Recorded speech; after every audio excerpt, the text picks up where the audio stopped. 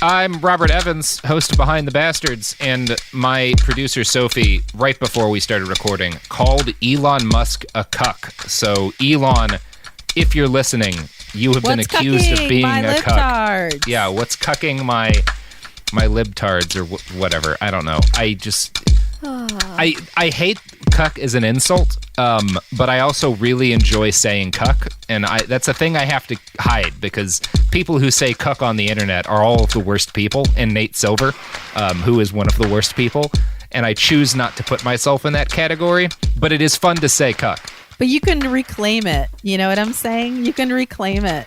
But I don't want to reclaim it in the context of Elon Musk, because I don't like him. I haven't seen Robert smile that big in a really long time. He likes it when I come on and make him blush, and then also talk say about words. cucks. Yeah, he's like, hee hee. We have Sofiya Alexandra here, you guys. Yeah, Sofiya Alexandra. How you doing, Sofiya? I'm surviving in a current hell. I'm lying. I'm spiraling. How about you, Robert? I'm also spiraling. I'm having such a bad day, Sofiya. It sounds like you are too. I'm so not happy to hear that. You know what will make this day better? Are you going to tell me about a bastard that I have been dying to hear about?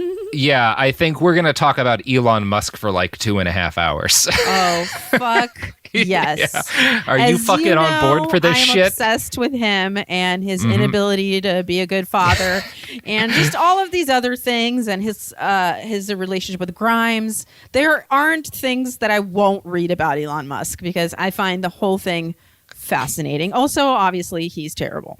Yeah, he is. And I don't know. There won't be as much about his kids in here, just because I don't like talking about people's kids. And I haven't heard allegations of like abuse or anything like that. I just mean his attitude on fatherhood. Like, he's like, no, I'll be gone forever. Yes.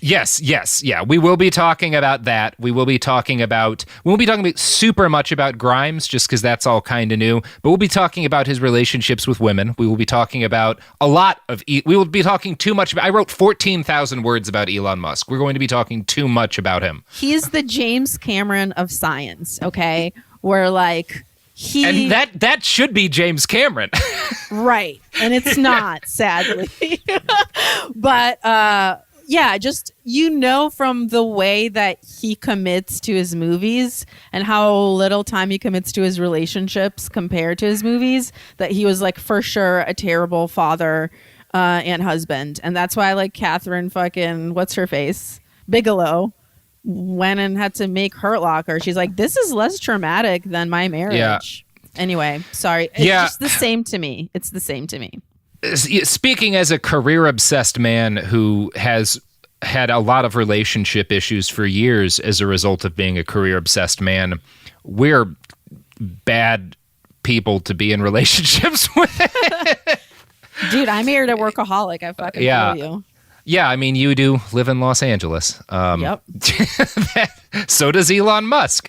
And he always will. All that shit about moving to Texas is horseshit. And in fact, someone just released evidence that the day that he was like talking about maybe moving his plant to Texas, he applied for a bunch of expansions of the factory in California. Like, he was always just full of shit and lying. He's great. He loves lying. He does. And I'm going to tell you right now, I don't know, maybe you'll feel differently. The first episode of this, you're going to wind up kind of sympathetic about him, because there are reasons to be sympathec about him. And I do think... Do you know me? Yeah, we'll see. We'll see. He's an abuse victim. So, like, that's lame.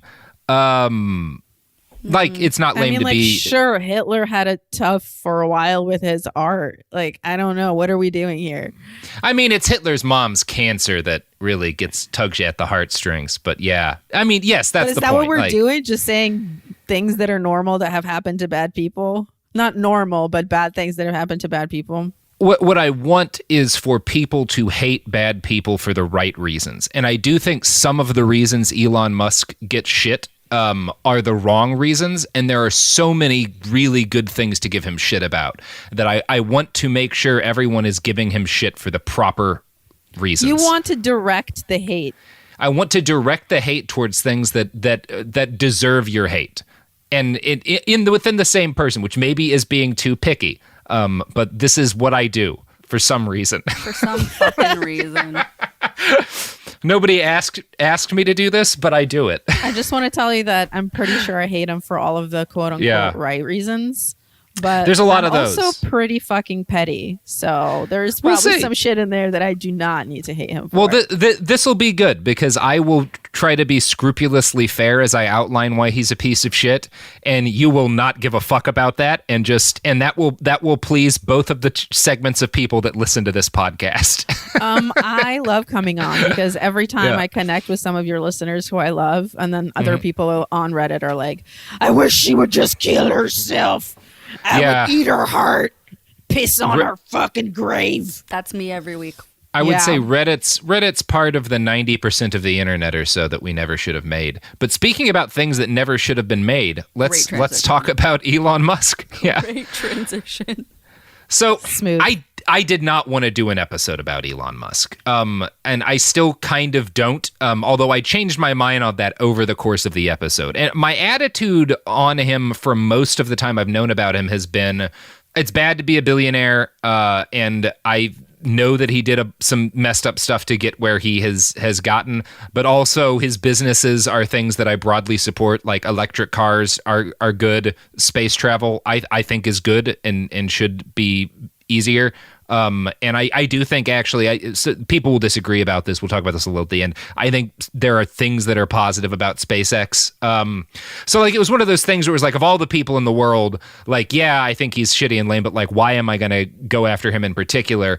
And having spent an entire week reading everything I can about Elon Musk, I now feel very comfortable talking about him for 3 hours. I don't know. I just didn't want to do this for a long time. And I guess what finally pushed me over the edge was his reaction to the coronavirus. And it was like after weeks. So I don't know if you've been following Elon on Twitter during this, but for weeks he called fears over the coronavirus dumb. He initially, when it first hit, predicted that like the panic was stupid and that it was going to be like a nothing burger. And then obviously it shut down the entire world. So he was wrong on that prediction. Then he predicted that we would be at no new cases by the end of April. By the end of April, like a couple thousand people a day were dying in the United States. So we're not he was not right on that either. And then he went like kind of straight up into MAGA on Twitter with like tweeting "Free America Now" in all caps and like very studiously reopening his Alameda County Tesla factory, which by the way is considered one of the most dangerous factories in the United States. And a number of his workers protested and said like he should be in prison for the safety standards here. Yeah.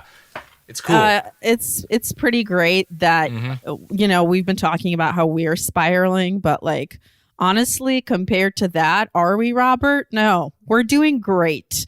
I've never been so freaked out by reality that I abandon it in favor of something insane like MAGA. Yeah, it's like it's super vague weird. Ass slogans like "Free America" that do not relate to the complex realities of a virus or a pandemic. It's remarkable to me how weak a person you have to be to not be able to handle this as a billionaire. Like, it's really just get on your fucking yacht, Holmes. With like 8 top Tony Robbinses on it that can fucking set you right. Like, what's going on? Yeah, like this should be fine. But no, it's not for Elon. The same month that he tweeted all of that stupid bullshit, he tweeted that Tesla's stock price was too high, which instantly cut $14 billion from the company's value in a matter of minutes because the stock market totally makes sense. This really pissed off a lot of his most loyal followers who were all like, his mentions for days were people being like, "You just tanked the value of my portfolio. What the hell, Elon?"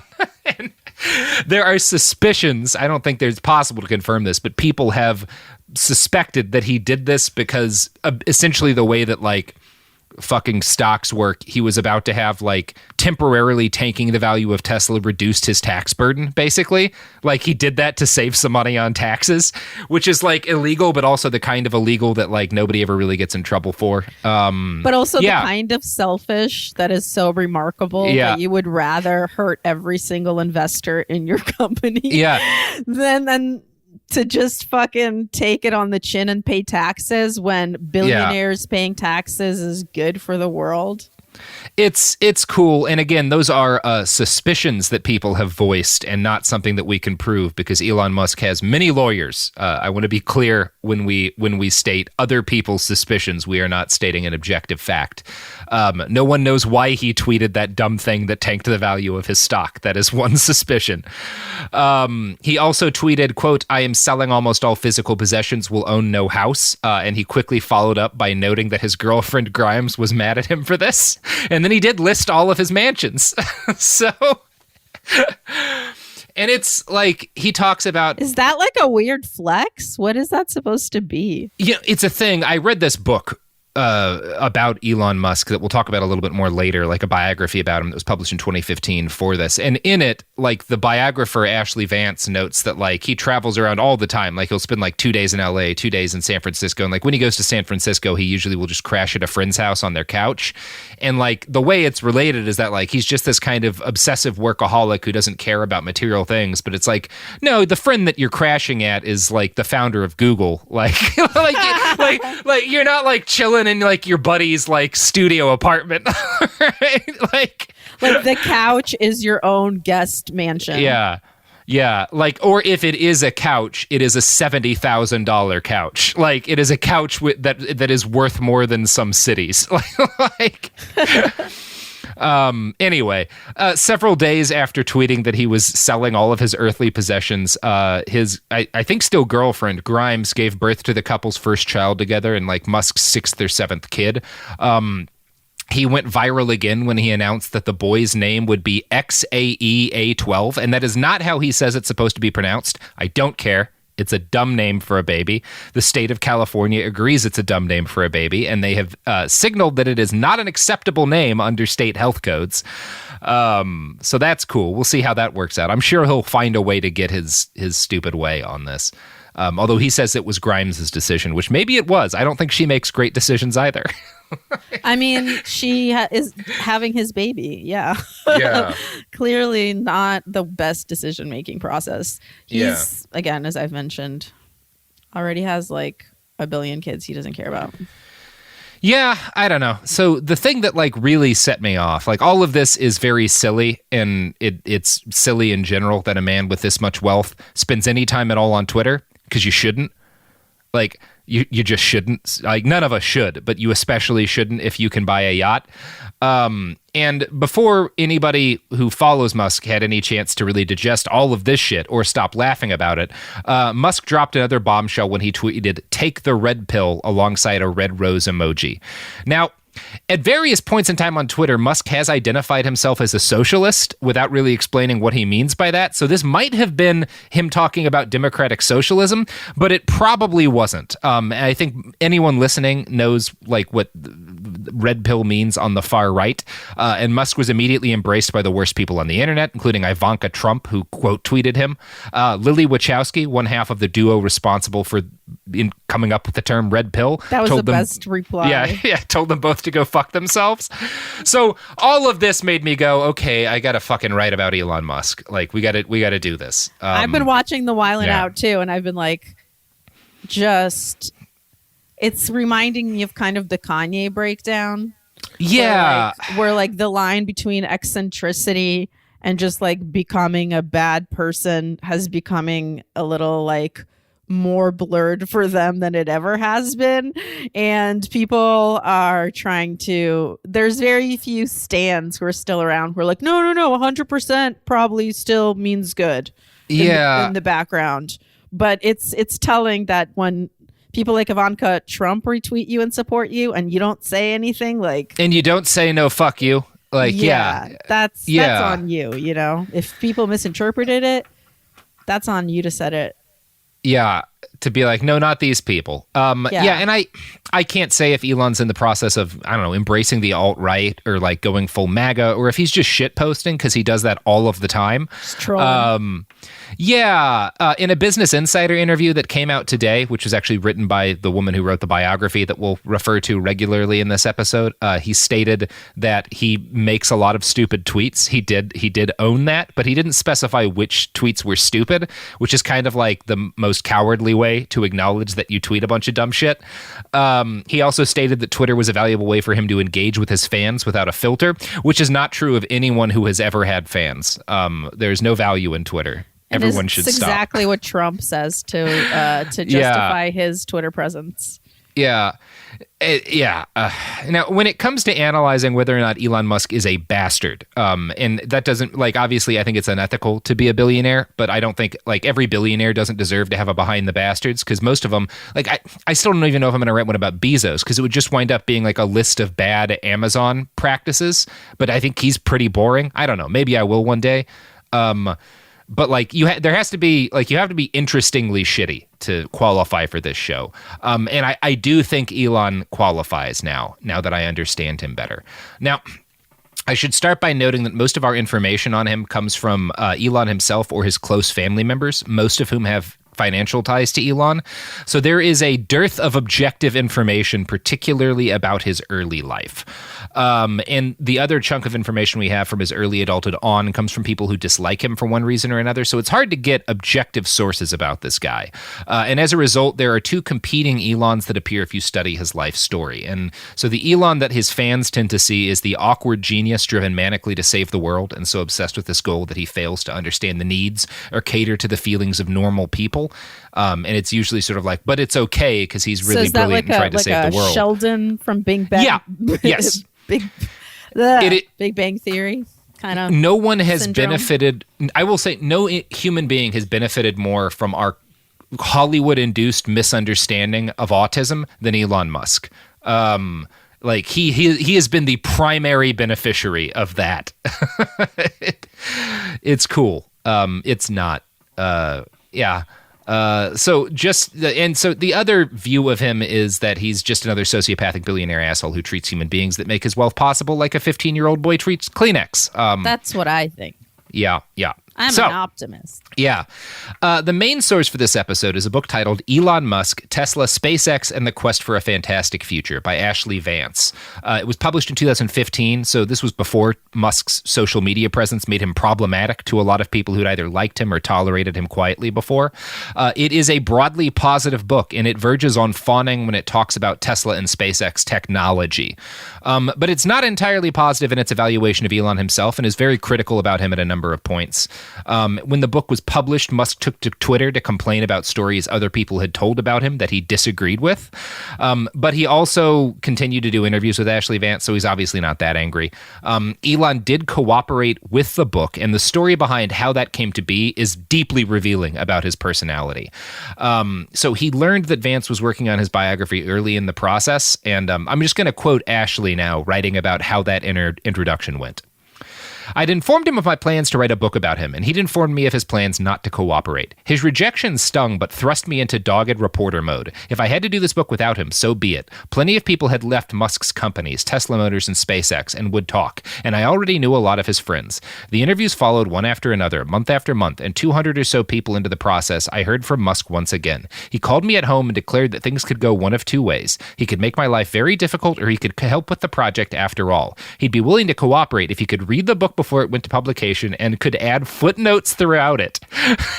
Wow, the balls on him. Yeah. He's like, only if I have total approval of everything you say about me, would that be cool with you artistically, integrity-wise, as a writer, as a journalist? What do you think? It's even more frustrating than that. He would not meddle with my text, but wanted the chance to set the record straight in spots he deemed factually inaccurate. So he didn't want to have to be able to approve her text. He wanted to be able to basically write his own biography alongside her biography that argued with it. Such an actually guy move. I can't even. It really is. He's like a reply guy to the million theory. It's one of those things. I entered this project being like, I don't know if this guy's going to be really interesting enough to do an episode about. And once I read that part of the introduction, I was like, okay, yeah, I'm doing the right thing. Because that kind of says everything about him as a human being, really. So yeah, being a journalist, Vance said no, and this is partly because she feared that he'd write dozens of pages of footnotes that would crowd out the actual biography itself, which is almost certainly true, and partly because, in her words, quote, Musk has his version of the truth, and it's not always the version of the truth that the rest of the world shares. Now, to Elon's credit, when Vance stood her ground and he agreed to cooperate with the book anyway. Ashley says that he's the kind of person who respects it when people around him set strong boundaries and hold firm in their convictions. Of course, when the book came out and it included anecdotes about Elon that he did not like, he took to Twitter to provide his own footnote. So he is absolutely the guy that you think he is.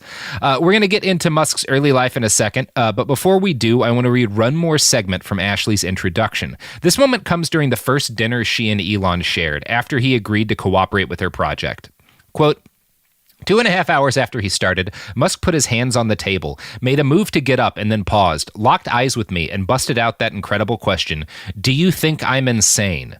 The oddity of the moment left me speechless for a beat, with my every synapse fired trying to figure out if this was some sort of riddle, and if so, how should it be answered artfly? It was only after I'd spent lots of time with... That is just so terrifying. Yeah. If I was interviewing a man and he said that to me, I would be terrified. Sophie, terrifying? Horrifying.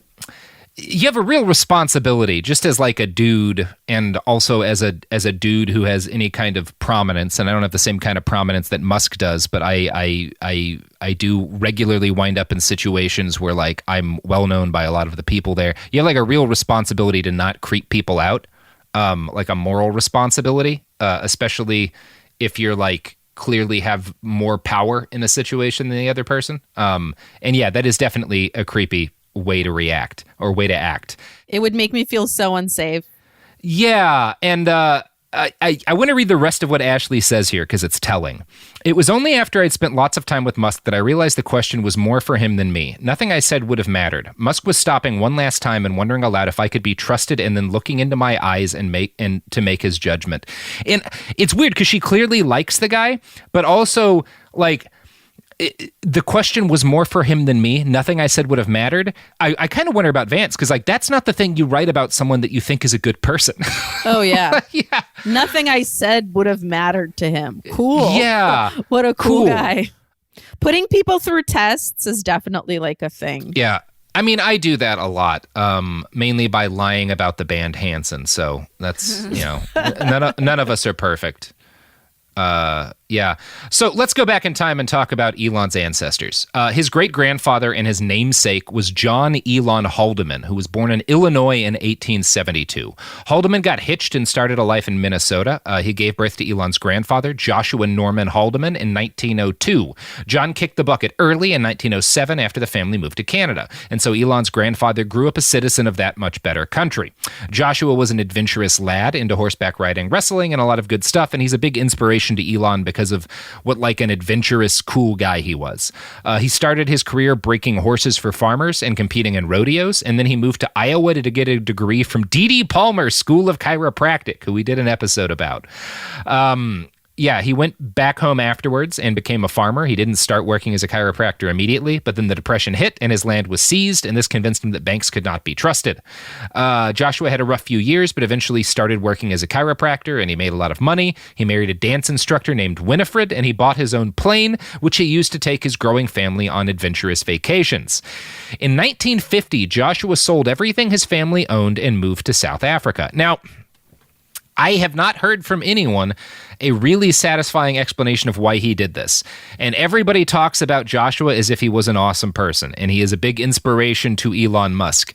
But there is something shady about this guy. Ashley Vance notes that he was, quote, a man who forbade swearing, smoking, Coca-Cola, and refined flour, and that he moved to South Africa because, quote, he felt that the moral character of Canada had started to decline. So no one says anything about what Joshua believed re race. He thought Canada was too immoral in 1950 and moved to South Africa, do some math. He's like, what I am totally cool with is systematic oppression and racism. Yeah. What I am doubtful about is how much ankle these ladies in Canada are showing. Yeah. Now, he spent all of his time in Africa taking constant plane trips with his family. He would take all of his kids on these very adventurous rides across the continents and to other continents and stuff. And there's a lot of, he wrote a book about it. He's like the family's famous patron of the family. And Elon never knew him. He died when Elon was like a baby in a plane crash because he hit some shit because he was flying like an asshole, I guess. But so like Elon grew up never knowing the guy but worshiping him because everyone in his family was always telling stories about how cool he was. And that's obviously like he was Elon's namesake. So this is like a really important thing to him, but also Elon never knew the guy. So that's interesting. So, Mae Musk, Elon's mother, and obviously that cool, probably a gigantic racist plain dude's, daughter, is noted as having been a nerdy, beautiful woman. She worked as a model. She still actually works as a model. And she was a finalist for Miss South Africa. Elon's father, the man she married, was Errol Musk, and he grew up near Mae. The two dated off and on for a while, and Mae pushed off constant requests by Errol that she marry him. Eventually, she says, he broke her will. Quote, he just never stopped proposing. So that is so romantic. Oh my God. He wore her down persistently. Oh, yeah. I just want someone to ignore my wishes over and over and over and over and over and over again until I just succumb. I mean, is there any other way to make it with a woman but hitting on her relentlessly until you break her? I want her will and her spirit to be broken. Oh my gosh. I want a locket that says will and a locket that says spirit, and them both to have bones smashed. in them. Just smashed. Yeah. I don't know. You know what won't break your will and spirit, Sofiya? Is it these goods and services? These goods and services respect consent.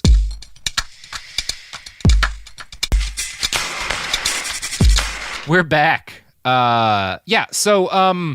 Obviously some red flags at the start of Elon's parents' marriage. This is something I think even Elon would agree with. But the first few years of the marriage were fine enough. The couple got pregnant immediately. He was born like 9 months and a couple of days after they got married. So they did not waste any time. Mae gave birth to Elon on June 28th, 1971, 9 months and 2 days after the wedding. Yeah. Vance notes that Errol, quote, worked as a mechanical and electrical engineer and handled large projects such as office buildings, retail complexes, residential subdivisions, and an Air Force base, while Mae set up a practice as a dietitian. This is not inaccurate, but it is weirdly incomplete. She does not talk enough about Errol. There's some good reasons why you wouldn't, but also it leaves out, I think, a very important aspect of the story that she doesn't deny, but she also does not talk about nearly enough to the level of importance I think it has. The Musks were extremely wealthy. Not only was Mae's family very comfortable, but Errol owned a half share in a fucking emerald mine. And how he came to own half of an emerald mine is really interesting. He later told an interviewer, quote, we were very wealthy. We had so much money at times that we couldn't even close our safe. One person would have to shove the money in and the other would slam the door shut. And then there'd still be all these notes sticking out and we'd sort of pull them out and into our pockets. They're just like us. Hashtag yeah, they're relatable. just like us. Yeah. Now, the story of how Errol came to own that emerald mine is real fucking shady. He claims, because I've read his claims, and also he is not a reliable narrator, so it's possible that all of this is a lie, which I do think is part of why Ashley Vance didn't include a lot that he said in there. But he says that he and a friend were on a trip flying their own plane and they landed in Djibouti. And like when they were walking around, they met who he describes as, quote, a group of Italians who just wanted to buy a plane, and they paid 80,000 pounds in cash. And while they were paying, Errol says one of them was just like, hey, you want to buy half of an emerald mine in Zambia?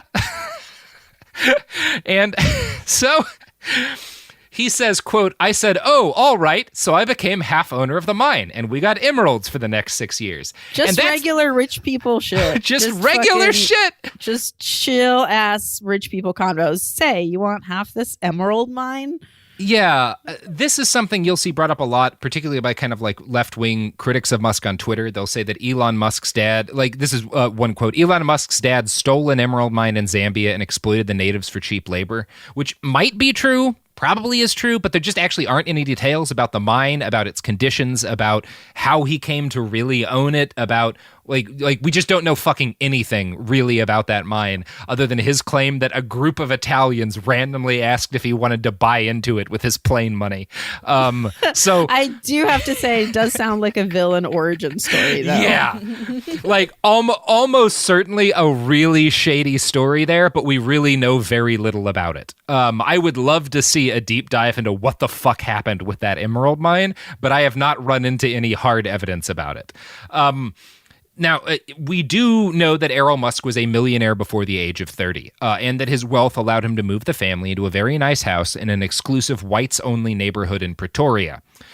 As a toddler, Elon was precocious. His mom felt that he was unusually intelligent, which I'm sure most moms feel, but it's also probably true. Vance writes, quote, "The perplexing thing was that Elon seemed to drift off into a trance at times. People spoke to him, but nothing got through when he had a certain distant look in his eyes. This happened so often that Elon's parents and doctors thought that he might be deaf. Sometimes he just didn't hear you," said May. Doctors ran a series of tests on Elon and elected to remove his adenoid glands, which can improve hearing in children. Well, he did. I got my change. adenoids removed too. Yeah, I'm just like Elon Musk. I also hate. No, I'm not gonna go there. Yeah.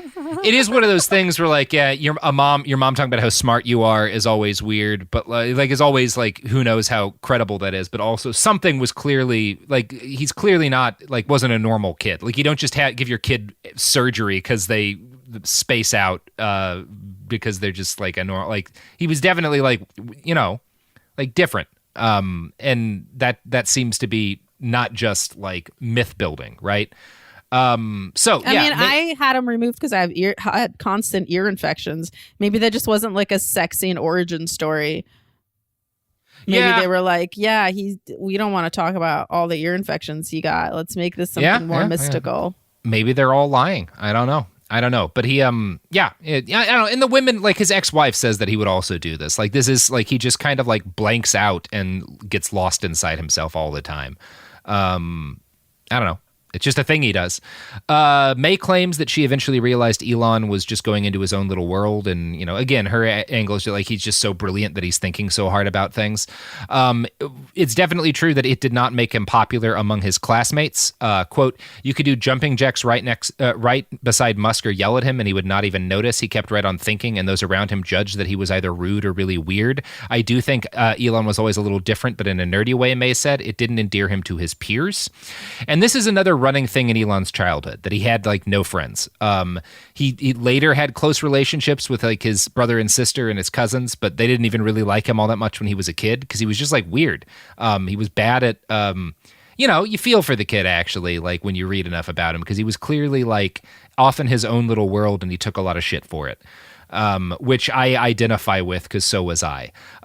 He spent every spare moment of his childhood reading books, sometimes 2 in a single day, and he would like ignore other people to read books. I did that. Yeah, I did that too. Like a lot of what, like I got shit for it. Like I was always reading books and stuck in my own little world, and like until I was bigger than everybody else, like I got like punched and stuff as a kid for that shit, and Elon did too, and it sucked, and I sympathize with him for that. That's a lame thing to have to deal with. He went through fantasy classics like The Lord of the Rings, but soon gravitated towards science fiction. He lists the libertarian epic The Moon is a Harsh Mistress and the great Hitchhiker's Guide to the Galaxy as influential books, which I also I love read at that age. Hitchhiker. Same. Yeah. Yep. Yeah. He also just read a lot of encyclopedias. This made Elon into a know-it-all, the kind of kid who kind of felt the need to compulsively inform everyone around him that he thought they were wrong about specific facts, and he was unable or unwilling to not do this, even when it caused him shit. And I'm going to quote from Ashley Vance's book now. As a youngster, Elon's constant yearning to correct people in his abrasive manner would put off other kids and added to his feelings of isolation. Elon genuinely thought that people would be happy to hear about the flaws in their thinking. "Kids don't like answers like that," said May. "They would say, 'Elon, we are not playing with you anymore.' I felt very sad as a mother because I think he wanted friends. Kimball and Tosca, his brother and sister, would bring home friends and Elon wouldn't, and he would want to play with them, but he was awkward, May urged Kimball and Tosca to include Elon. They responded as kids will. But Mom, he's not fun." Yeah. I was fun too for quite a bit. Yeah, and it's like if you're thinking about it in the context of like he grew into this problematic adult, it's funny. But if you think about like just as a little kid, like yeah, that sucks. And like he hadn't done anything bad at that point. He was a little kid, and I'm not laughing at him. I'm just laughing at how cruel it is to be a kid. Yeah, it is. It sucks. Like being a kid is the worst thing you can be. I mean, dude, I got bullied heavy. It's not like I'm out here sympathizing with the bullies. No. I'm just saying. I think we all know that feeling when people will not fuck with you. Yeah, it sucks. It sucks. And you know, it got worse for Elon. When he was still a boy, his parents divorced and his mother moved across the country to the family's holiday home on the East Coast. The cause appears to have been infidelity by Errol, who years later told interviewers, "I had a very pretty wife, but there were always prettier younger girls. I really loved May, but I screwed up." And even also, when he's saying he's screwed up, he's dogging her. He's like, yeah, but she was kind of ugly. There were better looking people. I should also note that that interview I found was written about him after he married his stepdaughter, who was, I think, 22 when he was 60-something, and had a baby with her. Ew. He's a gross guy. He Woody Allender, huh? He is a terrible person. Elon Musk hates his dad and is emphatic that he is a terrible person. And I think he's really telling the truth about that. I think he hates his dad for a very good reason, because his dad is a gigantic piece of shit. Disgusting. Yeah, Elon went with his mom at first, but he soon decided to move back in with his father, and he says that this is because he felt bad for his dad, because his dad was alone. Elon's ex-wife, Justine, feels differently. She says that she thinks this is because he, quote, identified more with the alpha male of the house and wasn't. She also notes, though, that he wasn't close to either of his parents, that they were a very cold family, and that there wasn't a lot of, like, emotional warmth between anyone in the family. That's Justine's claim as his ex-wife. Again, I don't know any of these people. Either way, Elon claims that he immediately regretted moving in with his father. Now, Errol was, I think by all accounts, a brilliant engineer. Nobody really disagrees with that. And he taught young Elon a lot of his first lessons about engineering and science, but this was not a pleasant process. Errol had a habit of sitting Elon and his brother down and lecturing them for 3 or 4 hours at a stretch. He did not take questions and did not react well when either boy spoke up, even to ask questions. He's a like monster. Trump He's a piece of shit. during a press conference. Yeah. There are a lot of unanswered questions about Errol Musk, and one can't study Elon's background without walking away convinced that the way Errol treated Elon during the years they lived together had a powerful and a negative impact on the future billionaire. But parsing out the extent of that impact is hard. For example, we know that Errol Musk killed 3 men who broke into his house. We know that some people have said that this was just a straight-up murder. He was acquitted, and the case was ruled self-defense, and I don't know, but I think they were black. I don't know, though. I do not know. It is hard to find. I have not found details. If you know how to fucking search up old South African murder cases, look it up. But while Elon and his sister were like living with him, Errol Musk fucking killed 3 dudes. That's such a chill childhood, right? Yeah. And it's also possible that was like, he's a piece of shit, but also this was totally legitimate self-defense, because South Africa has a lot of fucking problems with home invasions that turn violent. Like, I don't know what happened. Elon does not like to talk about it, and I understand that. And you get the feeling he is terrified of his dad, and also you get the feeling that he fucking should be. Errol Musk's a real problematic dude. Now, I just don't know much about that case. So while he did grow up in apartheid South Africa, and he absolutely benefited from that racist state, he absolutely, like, his family was very wealthy, and they were wealthy at least in part due to apartheid, and Elon benefited from that. I do not think there is any blame you can throw on him for that, because he was, number one, hated living in South Africa. This is a very consistent aspect of his backstory. Everyone who knew him points out that he was deeply connected to his American roots, and for his entire childhood wanted to get the fuck out of South Africa and move to the United States. He repeatedly tried to convince his father to move to the U.S. At one point, Errol got frustrated enough by this that he sent all of the housekeepers home and made Elon do all of their chores so that he would know what it was like to, quote, play American. Which tells you what Errol Musk thought it meant to be an American. It means that you can't have any black people working for you. The horror of having to do your own laundry is what he was trying to teach him. He's like, imagine what it would be like if you were just a person. Yeah, and the Elon Musk, like, again, it's very worthwhile to point out that he benefited financially from apartheid, but also, like, he fucking hated it there. And that's really consistent in every story about his background. For his part, Errol claims Elon's upbringing was opulent and thoroughly positive. Quote, I drove them to school in a convertible Rolls-Royce Corniche. They had thoroughbred horses to ride and motorbikes at the age of 14. They were spoilt, I suppose. Maybe that's why Elon is acting like a spoilt child now. And they were having a big public fight in the press. Now, Ashley Vance's book all but ignores Errol and his side of events, which conflict regularly with Elon's own recollections. For example, Elon claims that his youthful interest in computers clashed with his father, who thought studying computers was a waste of time. Errol disagrees with that, and I'm going to quote now from an interview in the New Zealand Herald. This is Errol. Elon has repeatedly told a story of me telling him that computers were a waste of time. That's untrue. Recounting early signs of his son's intellect with genuine pride, he continues, Elon has been generous enough to admit that he inherited his scientific genius from me. When he was 11, he pestered me to pay a huge sum to let him attend a computer course with the first IBM PC with mouse and keyboard was to be presented for the first time. Groundbreaking stuff. I told him to be quiet and well-behaved, to give up his seat to someone if necessary, and to sit on the step at the side of the stage. When I came back after 2 hours to collect him, I found most people had left, but a group had gathered at the foot of the stage. In the center was my small son, his sleeves rolled up, talking earnestly. A professor listening to him turned to me and said, this boy needs to get one of these computers. I think Elon's probably closer to telling the truth in that his dad was a dick about this, but also now that his son has wound up being very successful, Errol wants everyone to think that Elon is a genius because of how it reflects on Errol. That's the feeling I get reading a lot of both men. That's how I interpret all this. You were really identifying really strongly with Elon, and I've never seen you like this about any bastard. Are you in love? No, I just, as a kid, number one, he and I had some Sophie, have you ever similarities seen as him kids. like this? Well, you know, I think he's blushing. Look at him. No.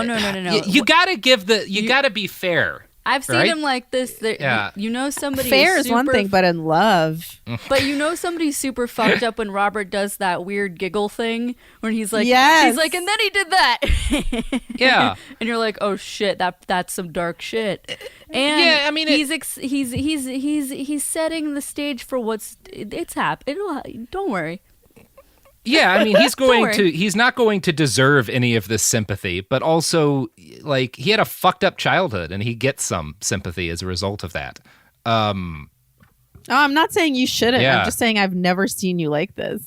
Yeah, most of the bastards don't have this sympathetic a backstory. You know, they're not all like Saddam Hussein, who was like a perfect flower child, and who you really root for as a little kid when he's holding his teachers up at gunpoint. Or Jay Stahl. Oh, I love little kid Stalin. He was a good one too. Like, I don't know. It's hard not to read about kids in general and not be sympathetic. Like, they all reach a point where they stop earning your sympathy, but like, they all, at some point, were just like fucking trying to figure out the world. I don't know. I feel like the only way we can live in this world is if we think that people are capable of change, whether it's little kids or adults. Yeah. And with little kids, there's a sense that there's more potential for change than at any other time. So... and I also do feel that if you're going to properly condemn someone for the bad things they've done, you have to be very fair about their life and about like what they actually are. And at this point in the story, Elon's like a little kid with a crazy, abusive, violent dad. Yeah, of and he's a course. rich kid, but like, fuck, that's not easy still. Now, obviously, Errol paints himself as generally available and a supportive dad who at worst overindulged his children. Elon and his brother Kimball both tell very different stories, and I'm going to quote from the Ashley Vance's biography again. While Elon and Kimball declined to provide an exact recounting, they clearly experienced something awful and profound during those years with their father. They both talk about having to endure some form of psychological torture. He definitely has serious chemical stuff, said Kimball, which I am sure Elon and I have inherited. It was a very emotionally challenging upbringing, but it made us who we are today.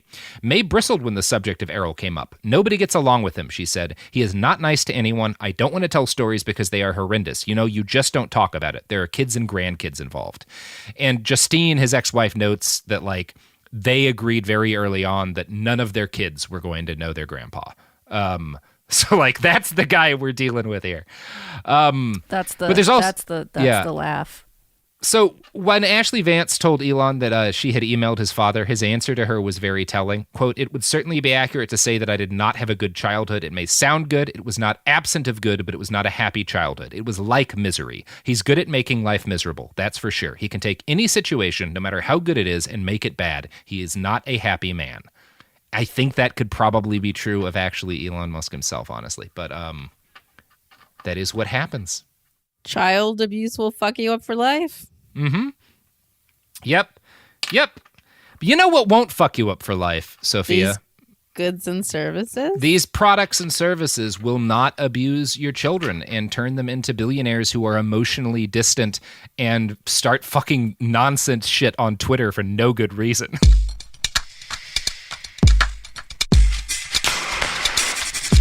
We're back. That was some of your best work, I have to say. Thank you. So, now, you've heard the emeralds story, right? You've heard it vaguely mentioned, something about Elon Musk and emeralds in his pockets. Yes. Again, it's just such supervillain stuff. I love it. Yeah. If you heard this a lot, that like Elon's family was so, and like his dad owned half of an emerald mine. People like the phrase you'll usually hear is that he like walked around with emeralds in his pockets. And that anecdote is based on a Business Insider article that interviewed Errol Musk. It opens with the line, quote, "A teenage Elon Musk once walked the streets of New York with emeralds in his pocket." And the story Errol tells that does seem to be true is that during a visit to New York City when Elon was 16, he and his brother stole a couple of the emeralds that his dad just like casually had with him all the time. And they walked into a Tiffany and Company on Fifth Avenue and asked if the employees wanted to buy emeralds. And apparently you can do that. Apparently if you walk into Tiffany's with just like a fucking emerald, they'll buy it from you, from like some 16-year-olds. Wait. Like now you can still do that? Or is this like old school fucking mobbed up Tiffany's? Like what? Yeah, this is like the late 80s, I guess. So maybe it's mobbed up Tiffany's. Yeah, it does seem like legally you shouldn't buy emeralds from 16-year-olds who walk in off the street. I mean, on the other hand, there won't be any paperwork. Yeah. Like, what's a 16-year-old gonna do? Yeah, I don't know the standards in this industry. That seems shady to me. We're like, what are the ethics and the complexities and the realities of selling a loose emerald you just brought with you from your dad's mine?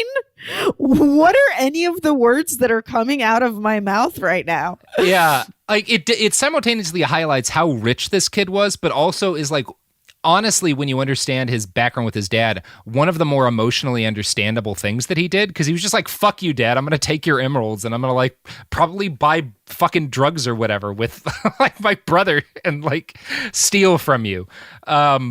I don't know. They sold them for $2,000. A few days later, they returned to see the $800 emerald they'd sold set into a ring for $24,000. And Errol claims that this was a key lesson for Elon on how retail works. I don't know if that's the lesson Elon took out of it, but it's a wild thing to have in your childhood.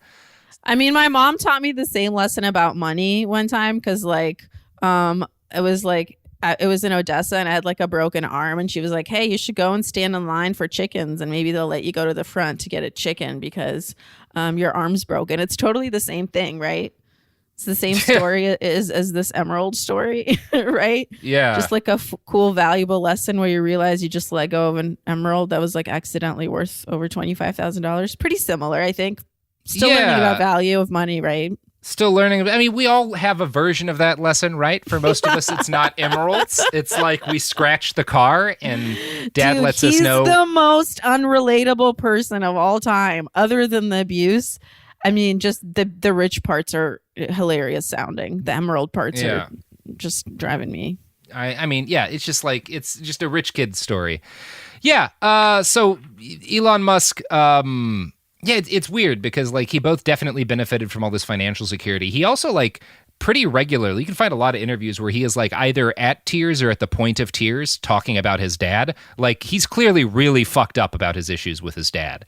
And you get the feeling that it makes sense. Like his dad fucking killed 3 people. Like who the fuck knows what was going on in that house? He also endured a lot of physical abuse at the hands of his classmates. Musk spent 9th grade at Bryanston High School, where one particular set of bullies decided to go after him. He later recalled, quote, "I was basically hiding from this gang that was fucking hunting me down for God knows fucking why. I think I accidentally bumped this guy at assembly that morning, and he'd taken some huge offense at that." Later that day, while Elon was eating lunch, this kid snuck up on him and kicked him in the head and then shoved him down the stairs. When Elon reached the bottom, a bunch of boys gathered around him and started kicking him while the first bully slammed his head into the ground. He eventually blacked out. Elon had to go to the hospital, and he was out of school for a week. He had to get a nose job as an adult to correct the damage done to him during this beating. That's fucked up. That's fucked up. Like, that's beyond normal bullying, I'd say. Yeah, that's real fucked up. Yeah. And the beatings continued. A few years later, Musk claims that the same group of boys found out that Elon had finally made a friend, which was not a normal thing for Elon to have. And they beat this kid up until he agreed to stop being Elon's friend. He also claimed that they got this kid, who he describes as my best fucking friend, to, quote, lure me out of hiding so they could beat me up. And that fucking hurt. Which, yeah, obviously it did. That's pretty bad. I also really feel bad for that kid. Yeah, that sucks for that kid. Friend Elon Musk, and you're being nice, and then someone's like, "No good deed goes unpunished." Ha! Yeah, and you're fucking dead. Not dead, but that's really a lot. That's punishing kindness on like either end. A lot of harm was done to the world as a result of these bullies. How old is he? He's like fucking 15, 16 at this point. So he's already in high school. Yeah. And things got a little better for him when he was like 16. He started going to Pretoria Boys School, which is a ludicrously expensive all-white prep school. And he spent the last bit of his high school there. He didn't really shine academically. He wasn't a great student, but he wasn't bad. He distinguished himself with his extracurricular activities, which were primarily building very dangerous homemade rockets out of explosives that he gathered himself.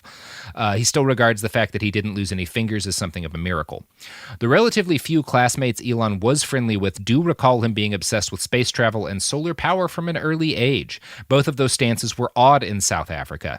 He talked a lot about the need for humanity to colonize other planets and the fundamental stupidity of fossil fuels. While Elon did not have great grades, his talent with computers was enough to get him into a special programming class where, in 1984, he programmed a video game. It was based around defending the Earth from powerful aliens. Elon graduated at age 17. He attended the University of Pretoria for 5 months before fucking off from South Africa forever to take advantage of his family history and move to Canada. And by the way, if we're going to take a look at Elon Musk's privilege, the fact that his grandfather was a Canadian citizen and how that benefited him is actually more meaningful than the apartheid stuff. And in fact, it's very likely that Musk left South Africa in part to avoid his mandatory conscription and period of service in the South African military. There was no other reason for him to go to the University of Pretoria for 5 months but to avoid getting drafted and spending time in the military, which is like a good thing. Avoiding serving in an apartheid military is that's what you want people who might get drafted by an apartheid military to do, is not. Right? I mean, not just apartheid military, but especially, yeah. My cousin in Ukraine, like my aunt wanted to make sure that her and him moved out before he was of age to get drafted in the army. It's a real concern. People don't. Yeah, I've had some Israeli friends who did the same thing. And in fact, one guy who I hung out with a lot in India who can never go back because he skipped out on the draft. Yeah. And that's a good thing to do. It's a good thing that he did. So good on you, Elon, for not serving in an apartheid military. But the bad thing he did, we'll talk about that at the end of this first part here. So he arrived in Canada in June of 1989, and when he landed, he had a handful of phone numbers from family members he'd never met. He called people and eventually found a second cousin in a small town 1,900 miles from where he landed who was willing to put Elon up for a while. So he took a bus and he hitched a ride to that guy's house. This is a big part of Elon's preferred version of his story, that he landed penniless in Canada and hitchhiked around with a backpack until he managed to put together enough odd work to keep himself fed and develop the idea for his first business. Parts of that are true, but what Elon always neglects to mention, and what his biographer allows him to neglect to mention, is the financial privilege he enjoyed. One gets the feeling, reading Errol's interviews, that Elon had access to the cash that he needed if his efforts collapsed. And he was privileged enough to afford the plane ticket and enough cash to survive for at least the first few months that he was in Canada, albeit frugally. Errol absolutely would have bailed his son out if Elon had needed it. And while that would have, enacted a psychological price on Elon, and I don't want to discount that psychological price, it was not the kind of bohemian period he really depicts it at. He had a safety net. More people should be honest about that kind of stuff, because yes. building that myth of like, oh, as an artist, this is how I did it. I didn't have anything special. I just went out and risked my dreams. Like, so frequently we find out that these people either had connections or a financial like security net. It's a totally different thing to go out on your own and pursue something when you know that if you fail, you might go on the street. It's not to say that there's no risk involved, period. Yes. But I think we should stop mythologizing this kind of stuff, because then I think all the really crazy things that have to come together for someone to make their dreams come true, it doesn't just have to do with talent. It's like a million other things. And people that are born into privilege have like such a leg up. Yeah, and we will be talking about that more, particularly in part 2, when it gets even more relevant. Elon spent a brief period of time after this doing working class gigs, the worst of which was probably cleaning out the boiler room of a lumber mill. He took this job because, although it required him to wear a hazmat suit, it was the highest paid entry-level job around. 30 people started with him at the beginning of his first week. By the end of it, he was one of 3 who remained. For the next few months, Elon bummed around Canada, taking odd gigs, saving money, staying with family, and figuring out what the fuck to do with his life. His brother Kimball eventually followed him over. Elon enrolled at the Queen's University in Kingston, Ontario in late 1989, a university that he had picked out because it had more hot chicks than the other school he was considering. Nice, Kimball! Nice! Yeah, I mean, I was 18, and that's pretty normal decision-making. Doesn't make it good, but it isn't weird. I think what's really weird is the idea that like a particular area has hotter people than another area, and making your decisions based on that, as if like that's some kind of... It's not good, but it is male. Like, it's not good science. It's just like dick science. You know what I mean? It like doesn't make any sense. But when you're hard, you're like, yeah, no, that makes all the sense. No, yeah, you go with like school with all the hot chicks. Yeah, I'm gonna fucking follow this chub, this fucking boner. That's how you do it. Yeah, it is. Yeah. So according to Musk's biography, quote, outside of his studies, Elon would read the newspaper alongside Kimball, and the two of them would identify interesting people that they would like to meet. They then took turns cold calling these people to ask if they were available to have lunch. Among the harassed was the head of marketing for the Toronto Blue Jays baseball team, a business writer for the Globe and Mail, and a top executive at the Bank of Nova Scotia, Peter Nicholson. Nicholson remembered the boys' call well. I was not in the habit of getting out of the blue requests, he said. I was perfectly prepared to have lunch with a couple of kids that had that kind of gumption. It took 6 months to get on Nicholson's calendar, but sure enough, the Musk brothers made the 3-hour train ride and showed up on time. Nicholson's first exposure to the Musk brothers left him with an impression many would share. Both presented themselves well and were polite. Elon, though, clearly came off as the geekier, more awkward counterpoint to the charismatic, personable Kimball. I became more impressed and fascinated as I talked to them, Nicholson said. They were so determined. Nicholson ended up offering Elon a summer internship at the bank and became his trusted advisor. Keep that in mind, too, because Elon shit talks this guy later for no good reason. But yeah, that's neat, I guess. Like, it does, like, and this actually kind of gets to what you're saying. I like knowing that Kimball's the charismatic one. He definitely is. Not a high bar, but this does get to like another thing in talking about like the nature of privilege, because I'm sure Elon thinks about that as an example of like how he went out and seized life and didn't benefit from privilege. But like there's a privilege in knowing how to talk to rich, fancy business people because you grew up in that world and you do understand what they expect and are impressed by. Like it's a kind of privilege that not everybody grows up getting. Like the fact, and that's the thing that like, even though his dad didn't make that connection for him, his background and upbringing helped him make that connection. And that is kind of a level of privilege we don't talk about as much as we ought to, because it is a little bit less obvious. Yeah. I think I think it's very easy for someone that's grown up around a certain way of being to not understand that other people don't have that access. It's like that whole thing with fish not noticing that they're in water or whatever. You know what I'm talking about? It's that like common metaphor that people use about how privilege, how it is to grow up in privilege, that someone needs to point out to you what it is that you have that you've always just taken for granted, like air. You just don't process it as being anything that is unique. You think everybody has this, as opposed to, oh, actually, I'm in a very small percentage of people that have this security or this access or this whatever. Yeah, you got it right. Yep.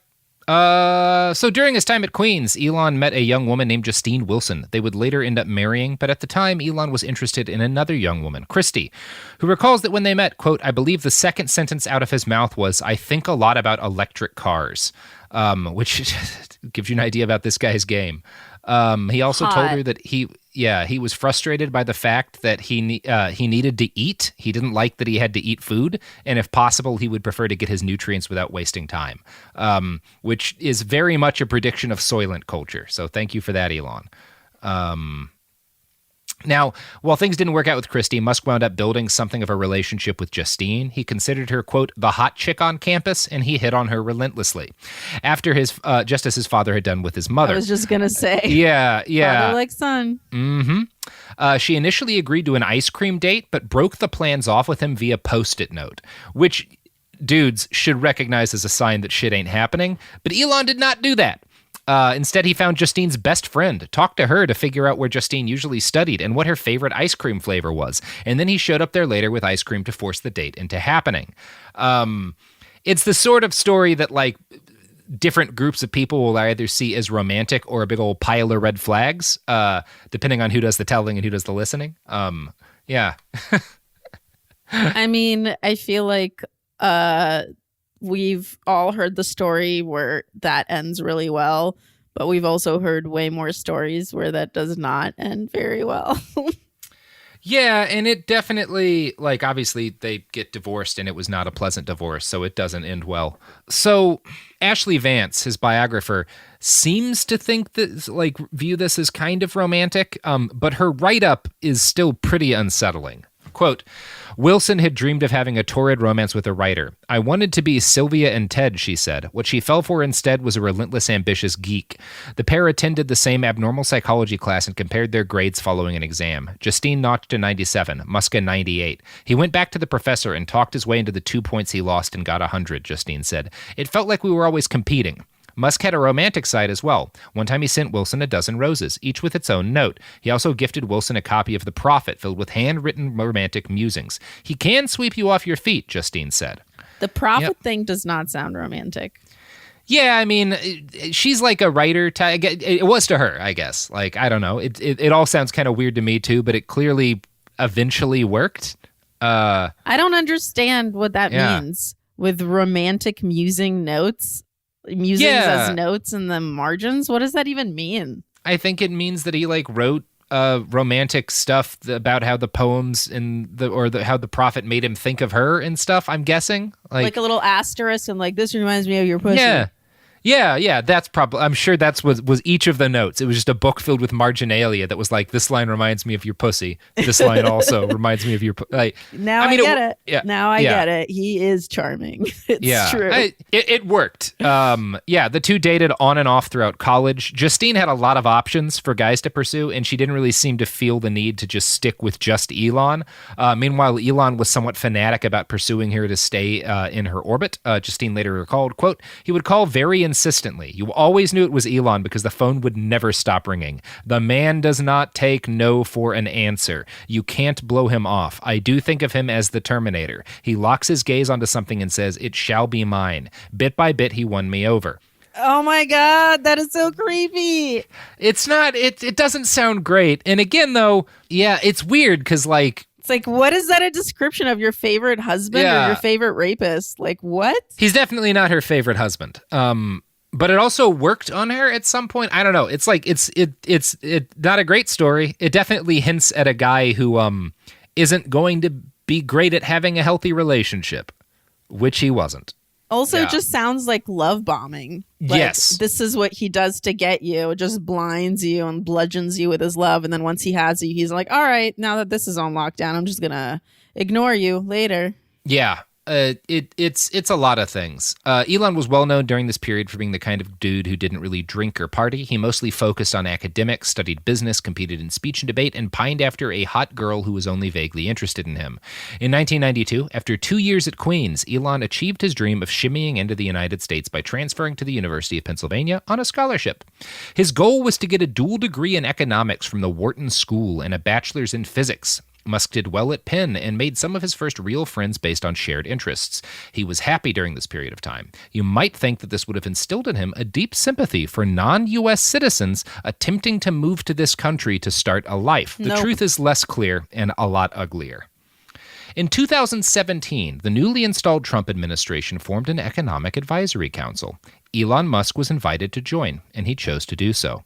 The Trump administration then went on to push for substantial and vicious restrictions on immigration, including immigration from countries undergoing severe domestic strife, which blocked out students who, like Musk, might have sought an escape from serving in their nation's repressive military by seeking a foreign education. Thanks to Stephen Miller, Trump's senior advisor, the White House actually spent months attempting to stop students in the U.S. illegally from even attending public schools. The administration also attempted to restrict the issuance of H-1B visas, and Musk was silent during this period. He remained on the council when Trump attempted to pass his immigration ban on people from Muslim-majority nations. Elon did tweet this at the time. Regarding government policy, there are often things that happen that many people don't agree with. This is normal for a functioning democracy. The Muslim immigration ban is not right. They rarely warrant a public statement. However, the ban on Muslim immigrants from certain countries rises to this level. It is not right. The Muslim immigration ban is not right, which is a very unequivocal public statement. However, he deleted those tweets almost immediately and replaced them with the more milquetoast statement: the blanket entry ban on citizens from certain primarily Muslim countries is not the best way to address the country's challenges, which is kind of shitty and cowardly. Yeah. Musk remained on the Economic Advisory Council until in June of 2017, the president withdrew the United States from the Paris Climate Accords. This prompted Musk's very public withdrawal from the council. It is interesting where he chose to draw the line with President Trump and our current fascist-adjacent administration. And that's where we're going to end for part one. Boy, I think that probably the Elon Musk lovers are going to come for me, huh? Yeah, it's weird. I wonder if they're gonna, like, by all rights, they should come for me mostly because I wrote the giant thing about him. Yeah, but Sophia is a woman, so she'll get it. She'll get it worse. But not just that. They're not gonna think that I'm just like out here just saying whatever as a comedian. They're gonna be like, Robert was trying to be objective, and that bitch wouldn't have it. I mean, yeah, just happy to be here. That's all. Yeah, you wouldn't. Yeah, that part is lame. I mean, you know. Elon Musk, more like Elon. I have a great transition before you just malfunction all the way. Okay, what's that? So my album, my stand-up album, Father's Day, comes out on June 24th, which is Father's Day. And if you've been like, she seems like she doesn't have a dad, she's real down on Elon for being a bad dad. You are right, I don't have a dad. So if you want to hear more about that, you will love my album Father's Day. Mm-hmm. And if you want to stop having a dad, that's also an option if you choose to. Don't know where you're going with that one. I don't know either. Yeah, that was like a start to like, what, like, are you going to tell me how to divorce my parents? Where is this going? Yeah, what's happening here? I am lawyer adjacent, and I do pro bono work adjacent. Helping children divorce from their parents. Yes, inaccurate, I do that. But that is my job now. That is not your job, not your no. And you can also listen to Sophia's podcast. You can listen to Sophia's podcast. I have a podcast about 90 Day Fiancé with Miles Gray from the Daily Zeitgeist. It's called 420 Day Fiancé. It's really fun. Hell yeah. And I also have a podcast about love and sex around the world called Private Parts Unknown with Courtney Kosak. So check that out.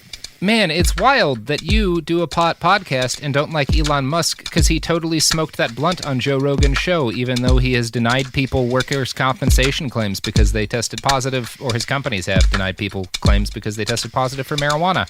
Right, but he looked like he didn't know how to smoke weed, and he definitely didn't inhale. No, he looked so cool with his blunt. He looked so cool doing the thing that he will fire and deny people compensation due to them for indulging in, even though it's fine for him, even though it shouldn't be. Anyways, fuck that guy. Different rules for billionaires, you know? It's just different world for them. Yeah, he was pretty cool to Joe. To relatable $100 million worth Joe. Anyway, the episode's done. All right, guys, that was really fun. Find me, the Sofiya, SOFIYA. Bye.